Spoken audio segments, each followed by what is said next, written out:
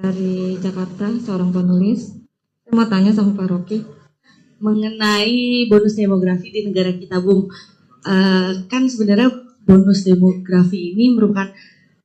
Bung Rocky izin bertanya, demokrasi di Indonesia sudah... Stop. Nggak boleh. Saya belum izinkan, kamu udah terus. Baik.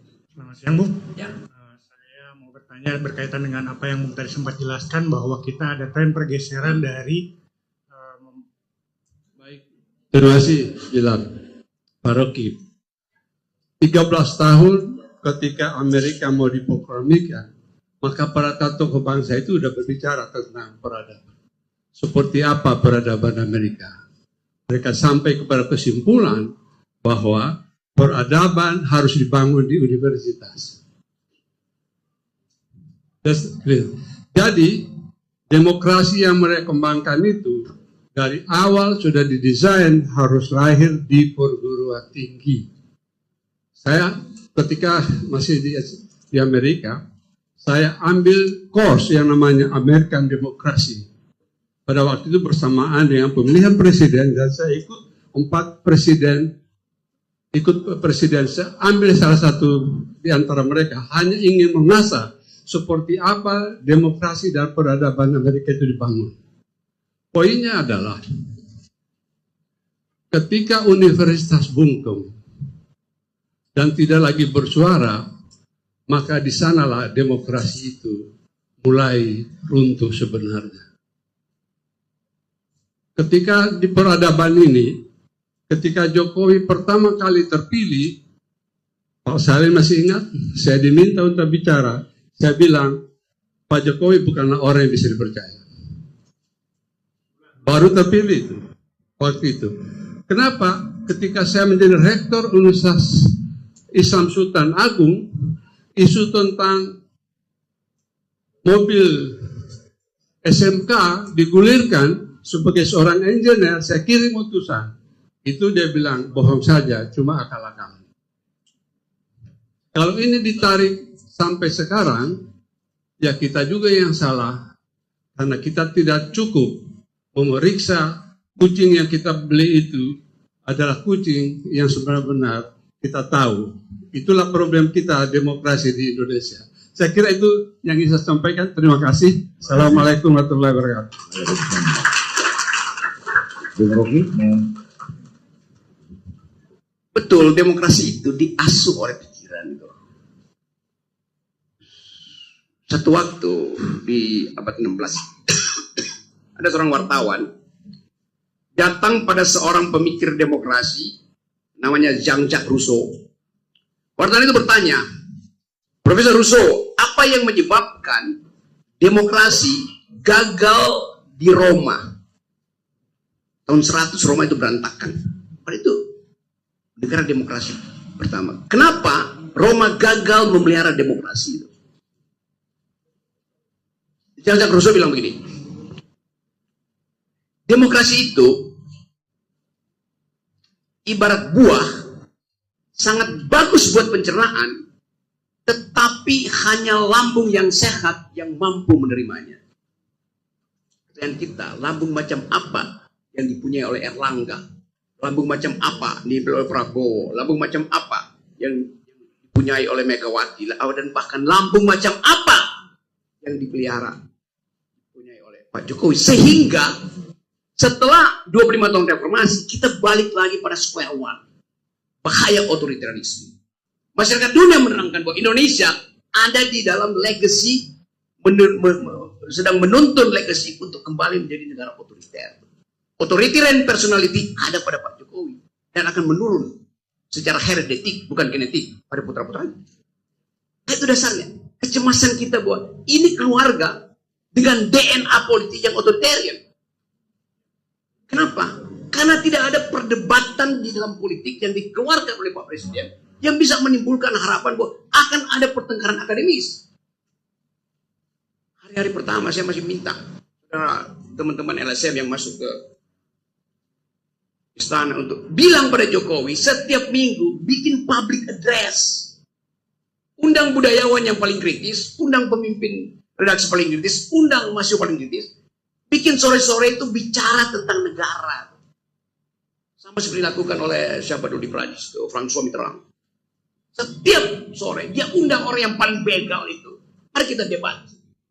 Saya pernah usulkan itu. Istana bikin ada semacam kuliah pendek sore, sehingga Jokowi di brief secara intelektual. Itu dasarnya. Nggak terjadi. Bahkan mereka, masyarakat sipil, yang masuk ke istana, akhirnya berbalik memusuhi kita. Bayangin. Anak-anak LSM itu LBH, macam-macam LBH saya kira nggak ikut tuh. Apa Walhi, ada MI, segala macam, tetel ada dari segala macam. Masuk ke situ dengan izin kita. Kan kita dulu punya prinsip, Anda kita izinkan, kita dorong masuk ke istana. Tapi Anda melapor ke kita, karena kita yang mengutus Anda di situ. Secara diam-diam. Tacit agreement itu ada. Kita bilang, Teten, Soekarno Nakit, siapa semua yang di situ? Tatap mata jenderal-jenderal itu, tundukkan mereka dengan civility itu. Gak berani. Akibatnya, KSP dikuasai oleh begal yang namanya Muldoko. Salah Muldoko bukan, salah masyarakat sipil yang takut menatap mata begal-begal itu. Itu dasarnya. Kekurangan pikiran. Pasti kurang pikiran. Kekurangan apa namanya orang Cina bilang there's no fire in their bells. Gak ada api di perutnya. LSM kunyuk ini. Nah, sekarang mereka mau ngapain? Ikut nangis jadinya. Bagaimana kita membaca kedunguan semacam itu? Jadi sekali lagi kita mau supaya tadi ada kesempatan untuk membuka percakapan akademis. Ada percakapan akademis. Kenapa tidak percakapan akademis? Karena yang seharusnya mengucapkan dalil pertama akademis, ijazahnya palsu. Oke. Sekarang mungkin kita buka floor. Silakan Mbak yang baju ungu, bisa tolong mic-nya satu lagi. Yang kedua, tadi yang kedua siapa ya? Oke. Tolong sebut namanya Mbak dengan asalnya. Silakan. Nama saya Nina dari Jakarta, seorang penulis. Saya mau tanya sama Pak Rocky. Bangsa itu kan terlahir dari rahim seorang ibu. Dan kata Bapak juga kecerdasan itu kan datangnya dari seorang ibu secara genetik. Tapi di sisi lain Bapak bilang kebijakan itu ada yang dukung gitu kan. Bagaimana Bapak bisa menjelaskan paradoks itu sendiri? Dan bagaimana Pak Rocky bisa menilai seorang perempuan itu cerdas secara genetik tanpa dididik di sekolah? Terima kasih. Selamat siang. Sekalian atau gimana Bung Rocky atau satu-satu? Satu, oke, silakan. Betul, kecerdasan manusia itu diturunkan melalui rahim perempuan. Logis. Karena supaya generasi tumbuh, sustain, mesti ada yang lahir. Yang bisa melahirkan cuma perempuan. Jadi, kalau ayahmu pintar, pasti kena ibu nenekmu pintar, ibu ayahmu. Kalau ibumu pintar, pasti kena nenekmu juga pintar. Logisnya begitu. Tetapi setelah seorang manusia dilahirkan dari rahim perempuan untuk mewujudkan ide the politics of hope, setiap perempuan menginginkan putra-putrinya meneruskan kehidupan. Begitu dia lahir, dia langsung pindah dari rahim ibu pergi pada rahim laki-laki. Terangkan apa itu rahim laki-laki? Rahim laki-laki adalah kebijakan yang dibuat oleh kepala negara yang menyebabkan satu dari 4 bayi yang lahir hari ini akan mengalami kekurangan nutrisi di otaknya oleh stunting. Prevalensi stunting 24-25%. Artinya 1 dari bayi yang lahir akan menyusut otaknya 20-30%. Dilahirkan oleh ibu untuk jadi cerdas, begitu pindah ke rahim APBN, dia jadi dungu di situ. Itu namanya rahim laki-laki. Karena hak si bayi untuk memperoleh vitamin, memperoleh kacang hijau, memperoleh susu, berubah menjadi biaya untuk aspal jalan tol Jokowi. Trade off-nya di situ. Tidak mungkin kecerdasan itu tumbuh tanpa nutrisi. 1/4 dari nutrisi bayi, 1/4 dari APBN yang seharusnya tiba di puskesmas berubah menjadi fondasi IKN, berubah menjadi kereta cepat. Itu yang terjadi. Merampok APBN untuk membiayai legacy yang sifatnya material. Jelas.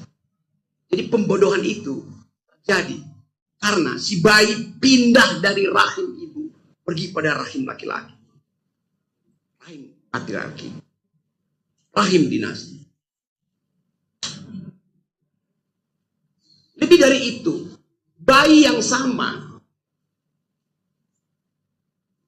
begitu dia lahir, dia sudah dibebani oleh hutang Jokowi 40-50 juta. Hutang kita itu gabung jadi 17 triliun. Semua hutang negara. Harus dibebankan pada si bayi ini. Jadi Anda bayangkan, semua perempuan Indonesia, begitu dia hamil, gembira, akan ada masa depan. Bergairah ibunya, wajahnya cerah. Lembaga survei datang, ibu, Anda senang nggak hamil? Senang. Kan akan ada generasi yang akan jadi bonus demografi. Tapi coba lembaga survei bertanya langsung pada si bayi. Hai bayi, mau nggak kamu lahir hari ini? Beri saya preferensinya. Datang ke Paramadina. Paramadina datang, kasih data pada si bayi. Sebelum disurvei, kasih data dulu dong baru fair. Bayinya mengerti bahwa kalau dia lahir hari ini, dia akan dibebani utang 50 juta. Kalau dia lahir dari ini, mungkin sekali dia dari 4 bayi itu kena stunting, otaknya berkembang. Maka rame-rame bayi itu bilang, kami ingin tinggal di rahim itu. Itu jawaban jujur dari bayi. Jadi saya mau menerangkan demografi itu. Untuk memperlihatkan bahwa semua kebijakan yang disebut pembangunan, itu menghina dari awal intelektualitas manusia. Merendahkan intelek kita. Karena Pak Jokowi hanya ingin memamerkan sesuatu yang tangible, terlihat. Kecerdasan memang tidak terlihat. Karena memang nggak ada pada dia. Itu yang kita lihat kan. Pak Jokowi keluarin semua kartu-kartu Indonesia Pinter. Kartu, apalagi Manula, kartu sehat segala macam. Ada satu kartu yang dia nggak mau keluarin. Dia mau pegang sendiri. Namanya KID. Kartu Indonesia Dungu.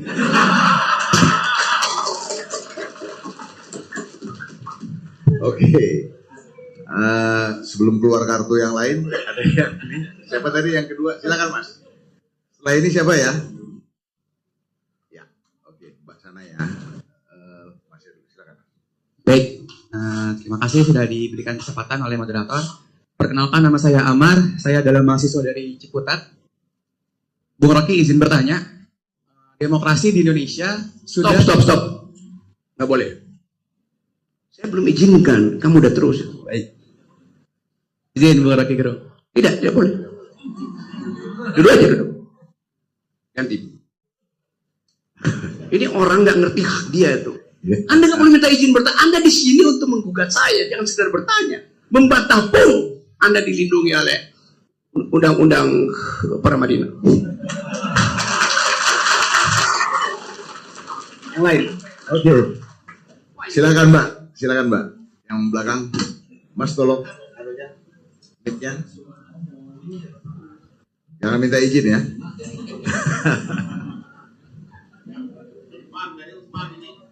Ya, selamat siang. Perkenalkan, nama saya Fatira, saya mahasiswa hubungan internasional. Saya mau bertanya mengenai perihal tadi sudah sempat dibahas juga mengenai bonus demografi di negara kita, Bung. Kan sebenarnya bonus demografi ini merupakan bonus-bonus di negara lain itu kan banyak ya, kayak Arab punya bonus lainnya. Kalau kita nanti diproyeksikan di tahun 2045. Nah, saya mau bertanya nih, kan sudah seharusnya bagi suatu negara untuk mempersiapkan di bonus demografi ini untuk dimaksimalkan. Apakah nanti di tahun 2045 akan menjadi bonus demografi yang layak atau justru malah gagal gitu kan ya Bu? Nah, saya mau bertanya, apakah sebenarnya kita tuh dalam kepemimpinan akan sama aja gitu? Karena negara kita tuh sudah diproyeksikan dan sudah diatur sedemikian rupa, entah itu di rencana jangka panjangnya yang juga tertarik rencana jangka pendeknya, itu akan sama-sama saja. Paling dengan masuknya seorang pemimpin nantinya siapapun itu hanya menambahkan atau menginovasi, Bung.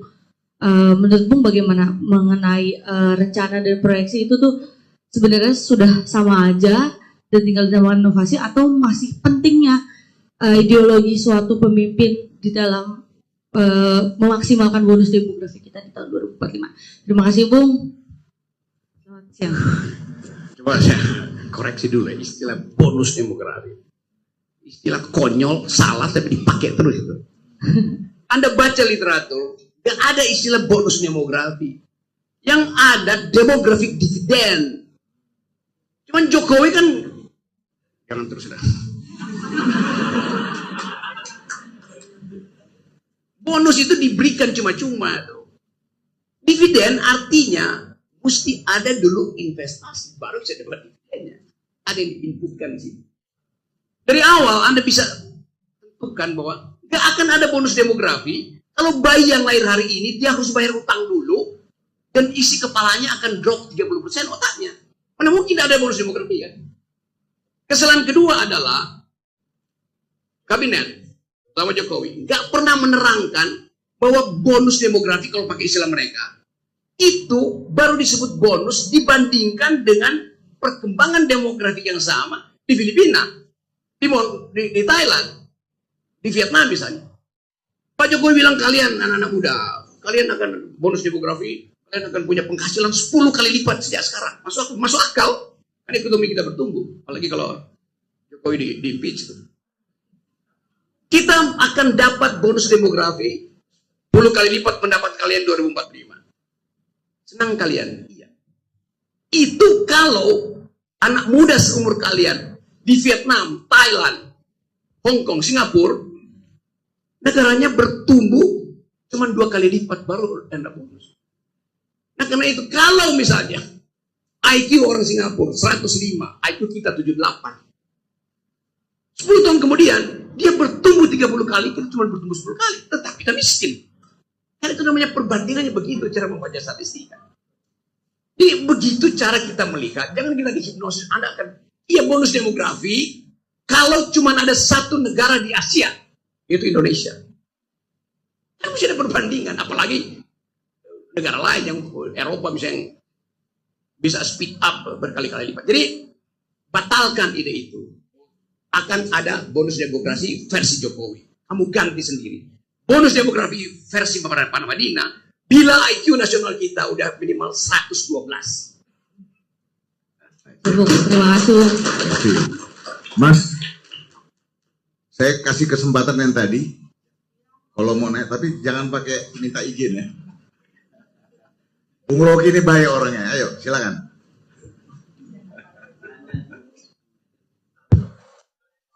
Demokrasi di Indonesia itu sudah mulai menurun, sudah mulai buruk lah di Indonesia gitu. Nah pertanyaan saya adalah, dari tadi Bung Rocky menyebut etika pejabat negara yang dungu gitu, yang buruk, dari Gibran, dari Jokowi dan sebagainya. Nah pertanyaan saya adalah, etika warga negara di Indonesia apakah mempunyai korelasi dengan etika pejabat negara yang ada di Indonesia gitu? Soalnya kan dari pejabat negara itu awalnya dia adalah warga negara Indonesia, dan menurut saya warga negara Indonesia itu etikanya masih kurang, Bu. Kenapa? Dari soal persoalan lingkungan saja banyak mahasiswa-mahasiswa yang masih membuang sampah sembarangan, rokok dan lain sebagainya. Kemudian bagaimana menurut subjektifnya Bung Rocky saja itu etika-etika tadi ditekankan di pejabat negara, di warga negara, dan bisa diterapkan di Indonesia untuk menerapkan demokrasi yang lebih baik lagi di Indonesia. Terima kasih. Nama saya Amar dari Ciputat, UIN Jakarta. Oke, Amar. Agak memenuhi akal rakyat. Ada poin di situ. Dia mau menggugat itu. Seolah-olah etik bangsa ini impose ke dalam etik pejabat publik. Etik adalah pilihan otonom manusia. Tidak ada yang namanya etik komunitas. Etik itu adalah problem yang mesti diputuskan secara individual. Beda dengan public ethics yang didesain untuk menghalangi orang berbuat curang. Jadi etika publik itu ada karena prinsip bahwa manusia itu falibilis. Manusia didesain secara antropologis untuk berbuat salah. Oleh karena itu diperlukan public ethics. Sebaliknya, individual ethics diniatkan untuk bukan mengimpose, mengekspos bagian good faith dari manusia. Itu bedanya. Jadi Anda adalah makhluk moral itu. Karena itu Anda diperintahkan untuk berbuat baik. Public servant, ASN, pejabat, dirumuskan secara terbalik. Ini manusia jahat. Karena itu mesti dilindungi dengan public ethics. Sebagai imperative ideas. Untuk menuntun dia jangan sampai korupsi. Itu bedanya. Dapat poin gue. Oke. Dari mana kamu tadi? UIN. Tumben UIN bisa mengerti bedanya. Oke. Jadi saya balik ke situ. Sekarang semua partai, departemen sibuk bikin code of conduct gitu. Panduan etik. Saya sering diundang buat memeriksa. Saya bilang, ini bukan etik yang dimaksudkan sebagai public ethics. Jadi Pak Rocky bisa ditambahin, ini ada 10 panduan etika. Jadi ditambah 11. Lu tambah sampai 300 pun itu bukan namanya public ethics. Etika itu nggak boleh diperinci satu persatu nih, nggak boleh ini. Sama dengan di UI ada etika mahasiswa, nggak boleh nyontek. Lo jadi mahasiswa nggak boleh nyontek, apa yang diatur lagi, goblok? Bukan konyol kan? Masuk kelas nggak boleh bawa pistol. Ya pastilah hukum pidana bilang begitu kok. Jadi berlebihan mengatur hal yang udah ada. Tuh. Tadi Pak Salim saya bilang redundant, berlebihan yang nggak berguna sebenarnya. Golkar bikin etika publik. Sama. Ikatannya apa? Itu namanya etiket. Aturan internal partai itu. Yang perlu dikembangkan adalah public ethics supaya orang percaya bahwa menjadi public servant artinya dia setelah selesai masa jabatannya harus lebih miskin ketika dia berkuasa. Itu namanya public ethics. Kalau dia lebih kaya artinya dia nggak ngerampok. Anda masuk dengan gaji Anda, gaji menteri 20 juta. Anda balik, Anda bikin 3 rumah itu. Lalu pertanyaan dari mana Anda dapat? Dari usaha? Oh, nggak boleh. Waktu Anda jadi pejabat kan Anda mesti keep usaha Anda ke dalam blind trust. Lalu tiba-tiba Anda punya, ya pasti Anda merampok. Nanti nggak ada. Dari 10 itu nggak ada yang dilanggar. Oh iya, karena yang 10 itu terlihat. Yang tak terlihat adalah suaramu sebagai public servant. Jadi itu poinnya aja. Jadi tolong diterangkan pada masyarakat bahwa yang kita perlukan adalah public ethics, bukan kode etik.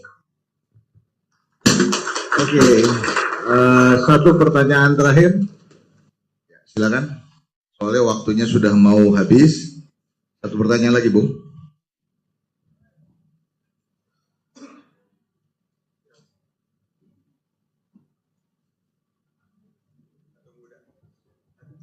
Selamat siang, Bung. Ya. Saya mau bertanya berkaitan dengan apa yang Bung tadi sempat jelaskan bahwa kita ada tren pergeseran dari market apa tadi barusan ke market society. Maksudnya market ekonomi menuju ke market society. Yang saya takutkan adalah market society itu membawa otomatisasi di dalamnya. Orang-orang terbiasa dengan sesuatu yang sifatnya otomatis. Nah, saya takutnya 2040 bukannya bonus atau sesuatu yang cuma-cuma. Semuanya pengen semuanya otomatis, bahkan pemerintahan pun jalan secara otomatis. Nah, apa yang mesti dilakukan untuk menggerakkan masyarakat yang memang sudah menjadi market society yang tergantung sama sesuatu yang sifatnya otomatis. Pertama itu, jangan sampai nanti menurut peribahasa ya, Bagai kerbau dicucuk hidungnya mau-mau aja gitu. Nanti orang-orang ini justru berubah. Bagai kerbau yang dicucuk hidungnya justru bangga karena dianggap piercing gitu cucukannya gitu. Ya, sampai situ. Makasih. Oke, coba kita lihat soal itu di dalam global ideas of recent civilization. Sekarang kalau kita lihat peta riset dunia itu, di semua universitas ada 3 cluster riset. Satu adalah soal human genome, soal DNA, yang sudah diriset kira-kira 30-40 tahun. Dan mungkin sudah selesai tapi tinggal 9-9-nya ditempel-tempel. Supaya kita paham, anak UIN tadi yang cerdas itu, Amar, Anda semester berapa sekarang? Semester 3. Rencana Anda DO semester berapa? 7, Bung, 7. Jadi dia punya rencana untuk DO, bukan untuk menyelesaikan. Artinya dia tahu di semester 7 dia udah menguasai cluster riset tertentu. Di dunia riset tentang human genome masih berlangsung tapi polanya udah selesai. Kita bisa tahu kita asal usulnya saya di gambarnya Pak Dipo Alam, saya datang dari Minahasa. Tapi mungkin saya datang dari semak-semak Afrika 4 juta tahun yang lalu. Oke, human genome kita bisa lihat di dalam peta genome manusia. Riset kedua adalah soal big data. Untuk mempelajari behavior kita dalam konsumsi, di dalam relasi seksual, jumlah hormon yang diproduksi setiap kali Anda terangsang lewat film porno, berapa persen yang oksitosinnya, berapa persen dopamin, segala macam, itu jadi riset. Dengan Anda punya handphone, orang tahu behavior Anda, orientasi politik Anda. Sudah berapa kali diseruduk banteng, sudah berapa kali diikat di pohon beringin, nah itu juga bisa ketahuan. Jadi itu riset tentang big data yang bisa diserap dari aktivitas kita untuk teknologi. Riset ketiga soal artificial intelligence, AI, yang bisa menyebabkan kita saling memalsukan diri.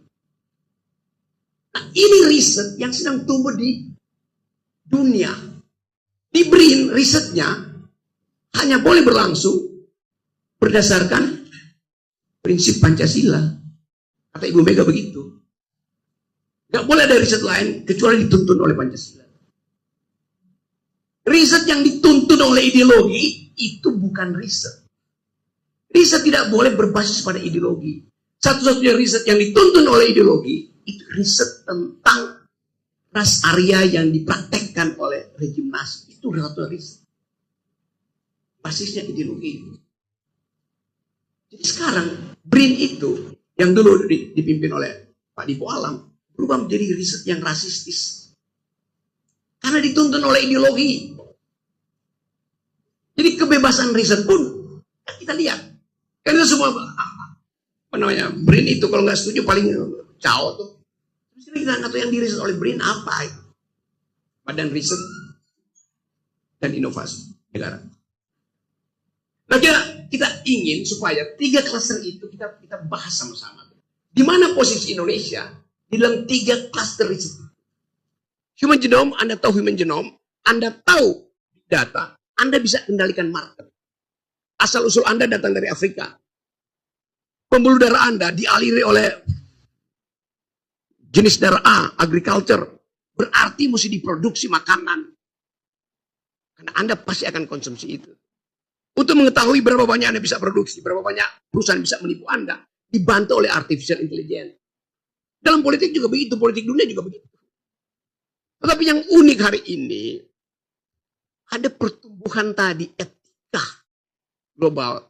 Karena merasa bahwa kalau kita andalkan bumi ini untuk dieksploitasi berdasarkan big data, dengan informasi human genome yang dimanfaatkan lewat artificial intelligence, diolah lewat sini, maka kita akan jadi manusia-manusia konsumen.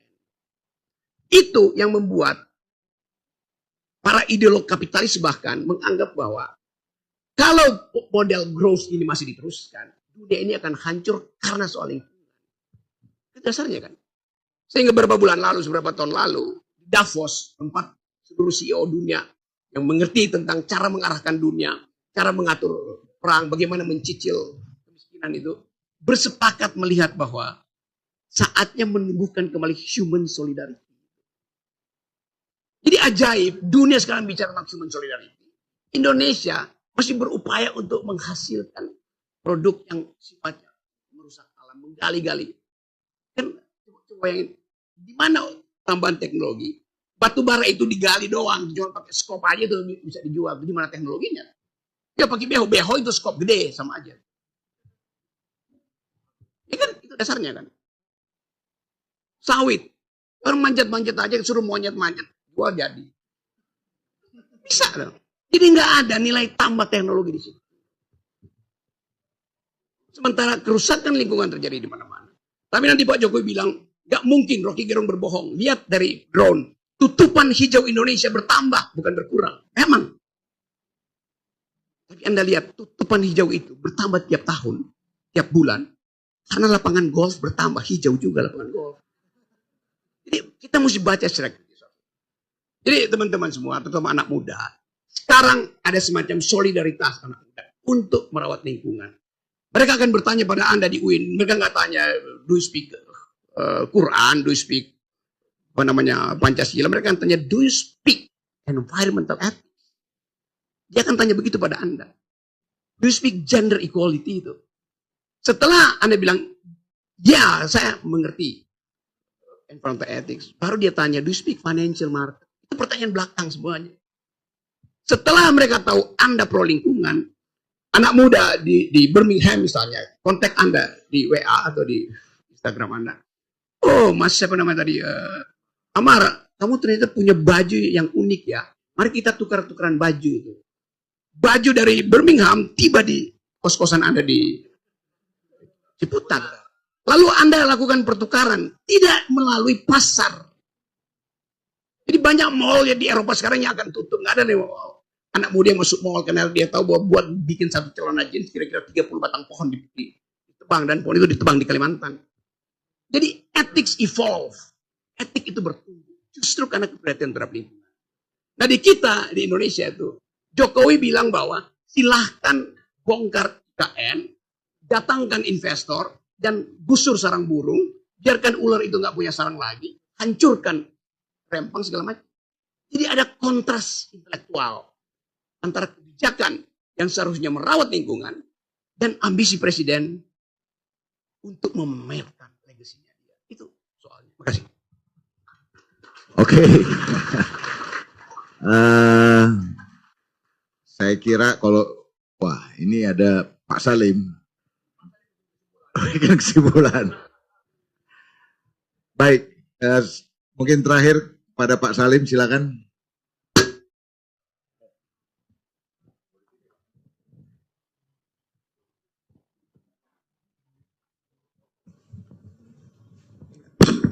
Ya. Saya ini lulusan doktor politik dari Ohio State University. Ketika saya berangkat ke Amerika, saya lulusan ilmu sosial Universitas Indonesia. Jadi kalau saya ikut demo dulu itu semangat zaman itu adalah demo. Bukan karena saya punya ilmu. Ketika mulai kuliah di Amerika, kepada kami calon-calon doktor politik, itu kami mendapat kuliah dari berbagai keahlian. Para profesor-profesor politik. Ada satu yang saya ingat dan sampai sekarang, tadi diingatkan lagi oleh saudara Rocky. Kata profesor itu, each country deserve its own government. Setiap negeri mendapatkan pemerintahan yang pantas dia dapatkan. Jadi itu membawa saya kepada tadi analisa saudara Rocky yang sebenarnya menurut saya tidak seluruhnya harus kita serahkan kepada Jokowi. Sebab Jokowi itu adalah refleksi dari kita. Karena kita bodoh, IQ-nya rata-rata rendah, Ya kita pantasnya dapat presiden seperti itu.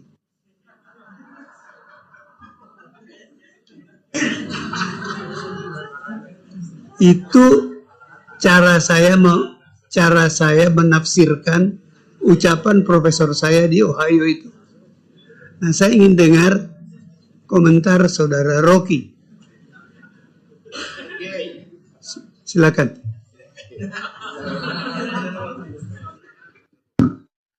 Oke, Profesor Haji Salim Said. Ya, itu.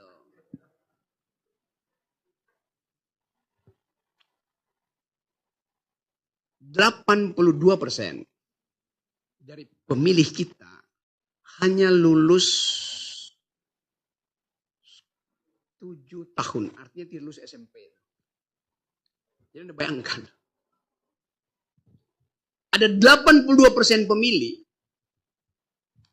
tidak lulus SMP. Mereka inilah yang dimanfaatkan oleh seorang yang nggak punya ijazah untuk disogok dengan BLT, disogok dengan amplop. Kan itu problem kita tuh.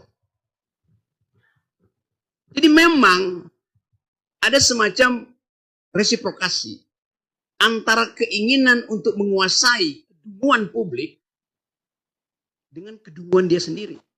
Itu korelatif. Kalau dia cerdas, dia akan bilang bahwa pemilu hari ini kami akan biayai supaya tidak ada operasi uang di desa-desa. Tapi ya sekarang Anda masuk dalam desa-desa, udah ada spanduk, kami menerima serangan fajar. 10 tahun Jokowi memerintah nggak berubah untuk itu. Artinya dia pelihara.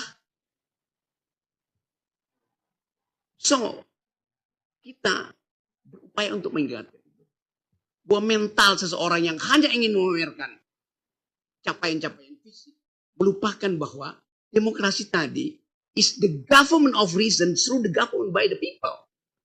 Dia nggak mau reason itu tumbuh. Karena kalau reason itu tumbuh, akan membayangkan kekuasaan. Kata pepatah Itali, el sueno della razón produce monstros. Bila akal tidur, maka monster akan menguasai malam.